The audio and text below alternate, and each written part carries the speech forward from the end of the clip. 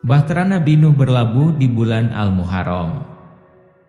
Pada tanggal 10 Al-Muharram, Bahtera Nabi Nuh alaihissalam mulai berlabuh, di mana pada saat itu bumi telah digenangi air bah selama 150 hari. Air yang turun dari langit berwarna kuning sedangkan yang keluar dari perut bumi berwarna merah. Di dalam Al-Quran Surat Hud ayat 44 mengatakan bahwa Bahtera Nabi Nuh berlabuh di atas gunung Judi atau Al-Judi. Dalam tafsir Kementerian Agama dijelaskan setelah Allah membinasakan orang kafir, kemudian difirmankan oleh Allah kepada bumi dan langit, "Wahai bumi yang telah memancarkan air dari sumbernya, telanlah airmu hingga kering. Dan wahai langit berhentilah mencurahkan hujan." Dan air pun disurutkan oleh Allah subhanahu wa ta'ala, dan penetapan perintah Allah membinasakan orang-orang yang mendustakan dan menyelamatkan orang-orang yang beriman pun diselesaikan. Kapal itu pun berlabuh di atas gunung Judi, yakni terletak di pegunungan Ararat, Turki, dan dikatakan, binasalah orang-orang zalim yang melampaui batas hukum Allah dan ingkar kepadanya, serta mendustakan Rasul-Nya. Ibnu Katsir dalam bukunya, Qasas Al-Anbiya, menambahkan, setelah Nuh mendarat di Al-Judi dan melanjutkan hidupnya bersama orang-orang yang beriman, Al-Quran menutup tirai pada kisah selanjutnya. Tidak diketahui bagaimana urusan dia dengan para pengikutnya berlanjut.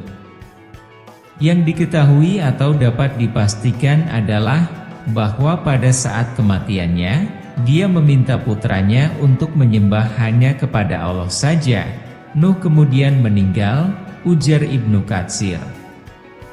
At-Tabari mengutip firman Allah subhanahu wa ta'ala dalam Al-Quran Surat As-Saffat ayat 77, "Dan kami jadikan anak cucunya, Nuh, orang-orang yang melanjutkan keturunan."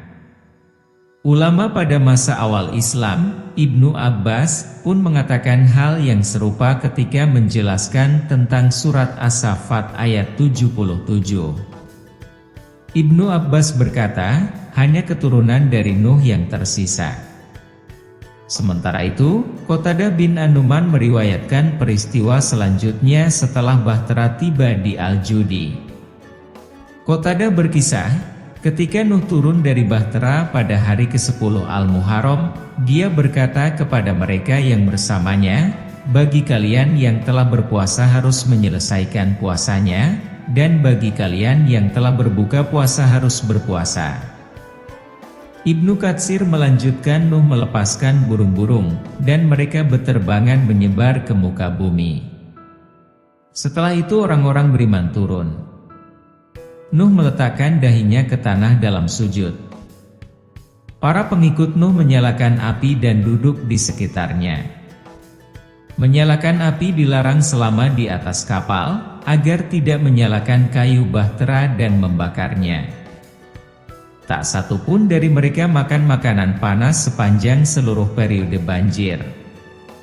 Setelah pendaratan, ada satu hari puasa sebagai tanda terima kasih kepada Allah, tulis Ibnu Katsir. Setelahnya, Nuh kemudian membagi wilayah bumi kepada putra-putranya, sebagaimana dikatakan oleh Amir bin Syorohil al-Sobei, bahwa ketika Nuh, keturunannya, dan semua yang ada di dalam bahtera turun ke bumi, dia membagi bumi kepada para putranya ke dalam 3 bagian. Kepada Sem, dia memberikan bagian tengah bumi di mana Yerusalem, Sungai Nil, Sungai Efrat, Tigris, Saihan, Jaihan atau Gihon, dan Faishan atau Pison berada. Itu memanjang dari Pison ke timur Sungai Nil, dan dari daerah dari mana angin selatan bertiup hingga ke daerah dari mana angin utara bertiup. Kepada Ham, dia memberikan bagian bumi di sebelah barat Sungai Nil dan daerah-daerah yang melampaui wilayah tempat angin barat bertiup. Bagian yang dia berikan kepada Yafet terletak di Pison dan daerah-daerah yang melampaui tempat angin timur bertiup. Abdullah bin Amr bin Alas meriwayatkan bahwa Nabi Muhammad Shallallahu Alaihi Wasallam berkata, ketika kematian Rasul Allah Nuh mendekat, dia memperingatkan para putranya, sungguh aku akan memberimu nasihat yang jauh jangkauannya, memerintahkan kalian untuk melakukan dua hal, dan memperingatkan kalian untuk tidak melakukan dua hal juga.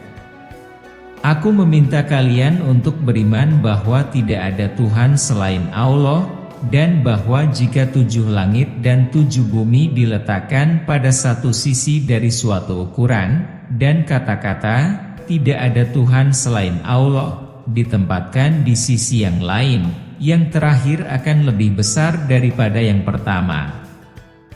Aku memperingatkan kalian untuk tidak menyekutukan Allah dan melawan kesombongan.